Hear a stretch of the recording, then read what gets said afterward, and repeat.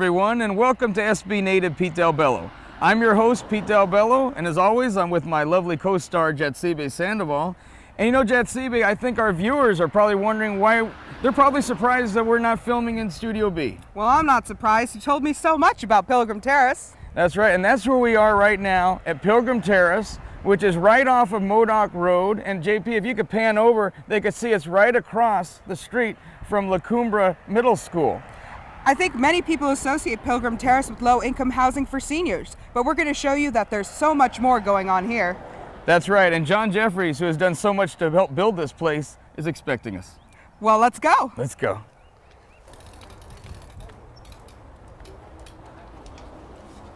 Hey, hello. Glad to see you here. Thank you. I've been expecting you. Thanks for coming. I appreciate it. Welcome to Pilgrim Terrace. Thank you. I hope you can show us around. I want to show you everything I can. Great. So let's go ahead and do that. Great. So, John, tell me about the piano. Oh, I'd love to tell you about the piano. The piano is 80 years old, and we've had this piano here for 30 years, so it's been through every renovation and everything we've done here at Pilgrim Terrace.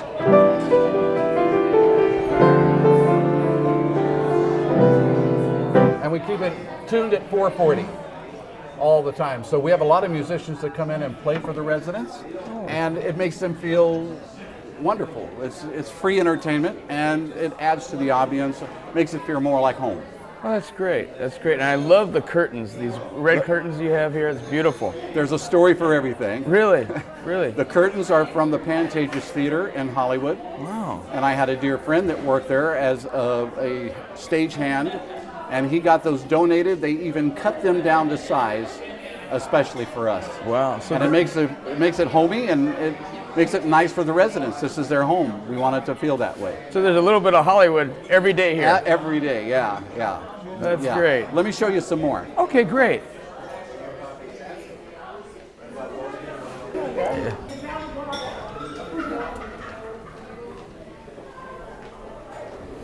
Wow. So John, tell us, where are we here? We are in the Cyber Center. This Cyber Center was put in especially for the residents, and it enables them to reach out to their families. We set them up with their own Gmail accounts, and they're able to talk to their granddaughters, their grandsons, their kids, their whole family. I come in here very often and see that going on, and the exchanges are wonderful, and it gives them a feeling of wellness, and that's what we do here. Oh, that's great. That's so sweet. Don't cry.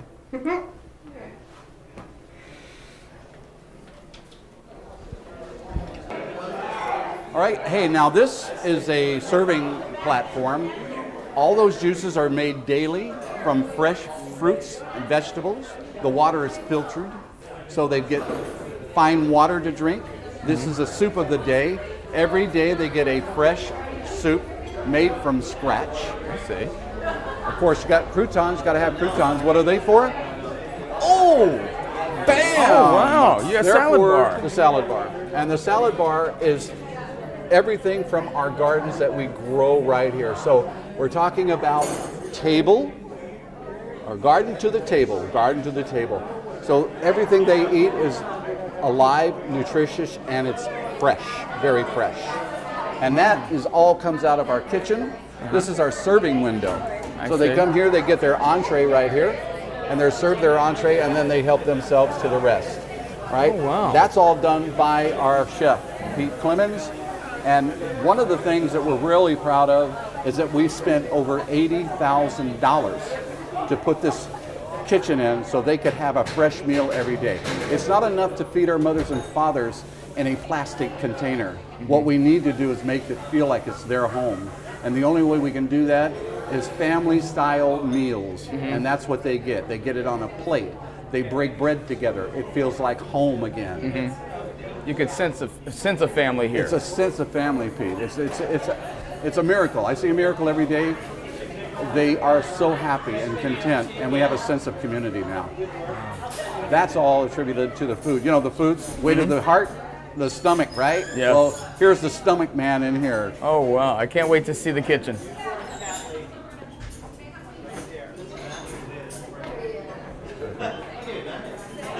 We're here in the kitchen at Pilgrim Terrace with the head chef, Pete Clements.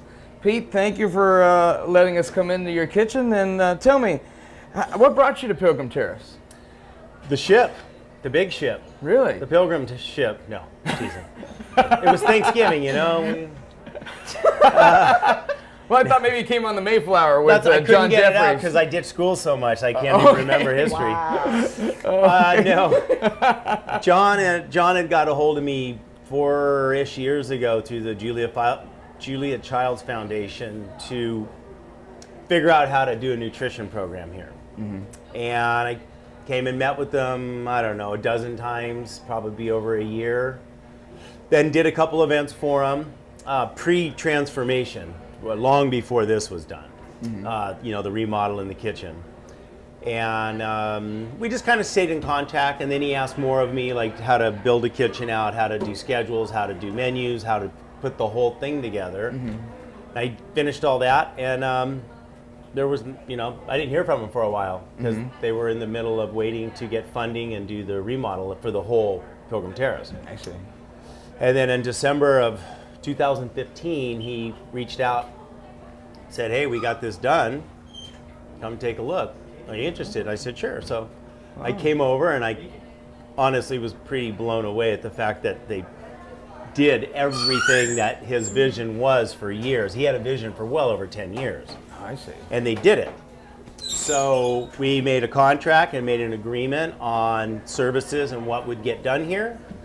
And once that was done, I brought in Marlo and Juan and everybody. Mia came later, Chris came later, but we got rolling and got it going, and the residents took to it immediately. And I brought in a friend of mine who did Tower Gardens to come and consult with them to really figure out how to do it right, because it wasn't.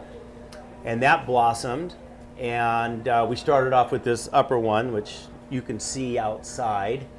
And we went with that for a while, and it was taken off, and we ended up buying the guy out completely and built the lower Tower Garden. Started a CSA program and some education for kids across, over here at the high school or the junior high, whatever that is, and started reaching out more to the community, started working with Veggie Rescue, and it's just slowly blossomed over 2.5 years now into where we're at, which is right at the tilting point of moving the next direction to So how really many move meals- into senior feeding. So how many meals do you serve a day here? We average for the year about 100. That's around 65-ish to 70 residents, depending on who can get in or not. And then about 15 to 30 people in out public show up. Like myself, Like yourself. Healthy, and lunch is only $5. It's one of the many reasons why I come here. It's a it's a donation. We can't force it, but most people are pretty good about donating. Such a big spender, Pete. Yeah. Yep. I know. It's the best $5 lunch though you're ever gonna get. You can't eat Taco Bell for $5. I am thrifty. And I do my research. I always do my research. And one of the things you mentioned, that so much of the food in this kitchen is grown here. All the lettuces, herbs, depending on the time of the year, certain vegetables. It's never enough to do everything, but it's part of the pot for it. But Veggie Rescue delivers typically every Thursday from up to 17 organic farms in the county. So if it's not from us, it's from them, and we barter and trade with them in a kind of a light sense. They come and pick up stuff from our farm, and they'll go spread it around the community, and in return they'll drop us whatever they have. It could just be strawberries one day, but it could end up being 5 different vegetables and lettuces. Great. It varies every week, and as we move into June, July, August, September, it'll be 100% everything pretty much you can grow in the summer. Oh, wonderful. So the residents are the big benefit of it. Definitely. Because they're completely 180 degrees different than they were 2 years ago. Definitely. Health-wise. Definitely. Which is the goal. Great. Well, Pete, thank you so much for your time. You're welcome. And keep up the good work, you and Always. your crew. And everybody here. Great. They do great work.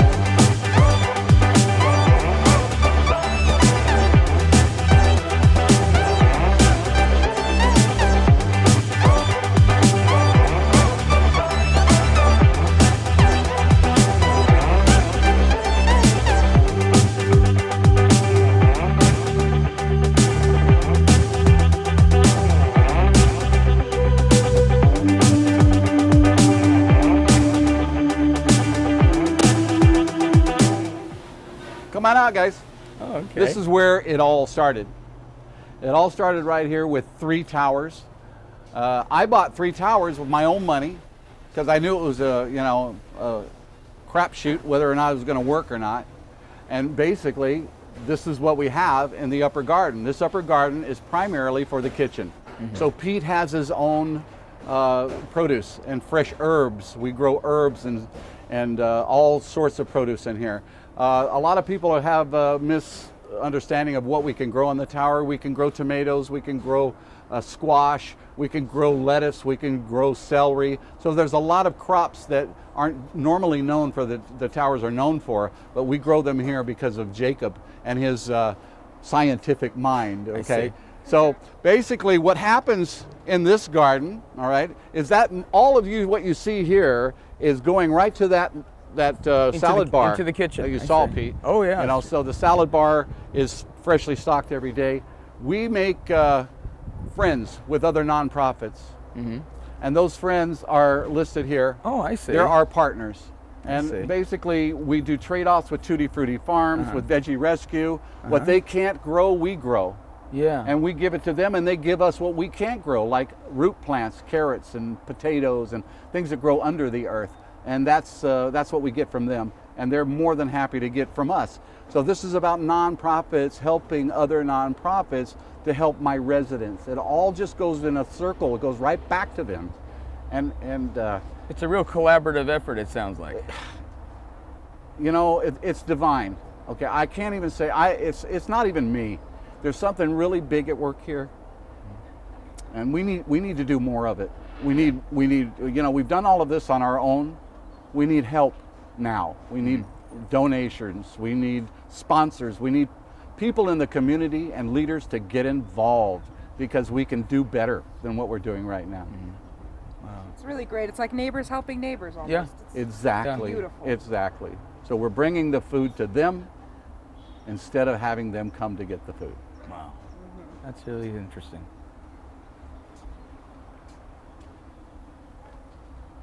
And of course, this show is not possible without the support of our generous sponsors, and such as Town Associates, Pani Vino, Via Vi, Del Bello Investments, Tino's Italian Grocery, Dr. David Inman, the best chiropractor in town. He's located in Suite 24 in Victoria Court.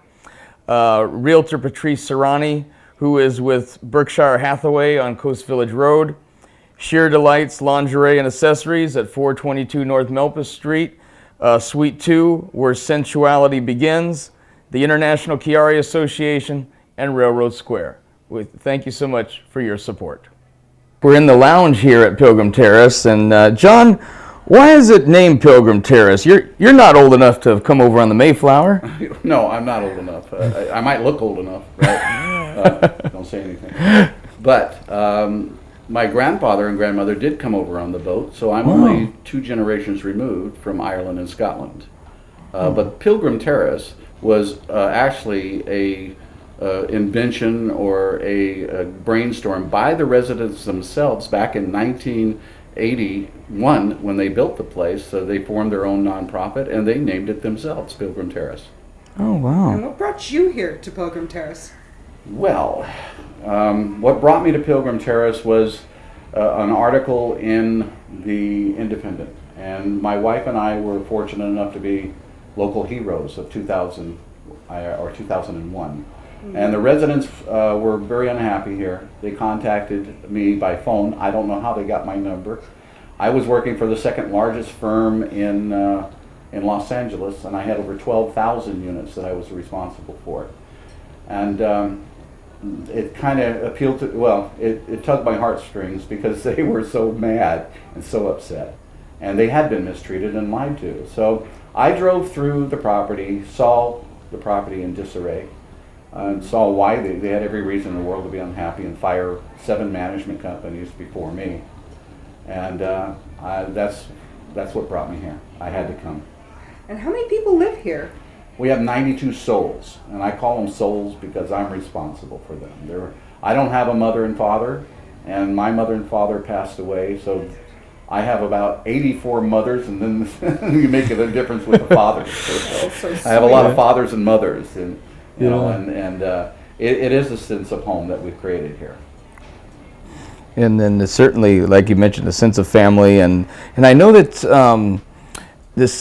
you were able to help Pilgrim Terrace get a $750,000 grant from the city. Now, what did this is year in the past, naturally, when you just came, not long after you came, what did Pilgrim Terrace do with the money? Well, this is a secret. I guess it won't be anymore. But you know me, I can't keep. When I saw what disarray and and the place in disrepair and 20 years of deferred maintenance on the property, I actually went to the city and to HUD in LA and talked to them about the property and the problems that existed here. They were well known to be confrontational, but that's about as far as it went.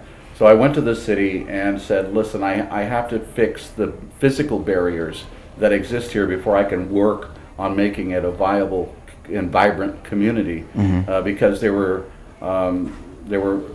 rotten plywood ramps built to the handicap accessible units. There were no sidewalks, Pete. There were 2x2 pavers negotiated by walkers. Wow, that's not safe for anybody. It wasn't safe. It wasn't. It was sad. So I convinced the city that it looked like a trailer park. And I made them feel guilty a little bit because they were the ones that actually donated the land here to have this built for our seniors housing. And they saw, and I guess they had the insight again. And you know, God bless the city of Santa Barbara because they came forward and gave us $750,000, the largest single grant ever given to one particular property. We took this property and raised it 3 feet. So the whole elevation of the property was brought to the units. There were no more steps, no more physical barriers, which eliminated the emotional barriers. And definitely made it more safer for people to walk, etc. Much safer for people to walk. God. And you know, guess what? If you're in a wheelchair, wouldn't you like to go visit your neighbor? But they couldn't. They couldn't go see their neighbor. They couldn't get to the front door. That's something. But it's better now. So happy, You know, and John, you know, this is actually the first of a 2-part episode we're filming here at Pilgrim Terrace. And, you know, I can't keep a secret. Jet Seabee could tell you that. No, you know what I have to put up with. I got an inkling of it. Just in the short time you've known me. I tell you, there is actually a working farm here on this property. So here in the city of Santa Barbara. And this show is going to visit that farm in the next episode.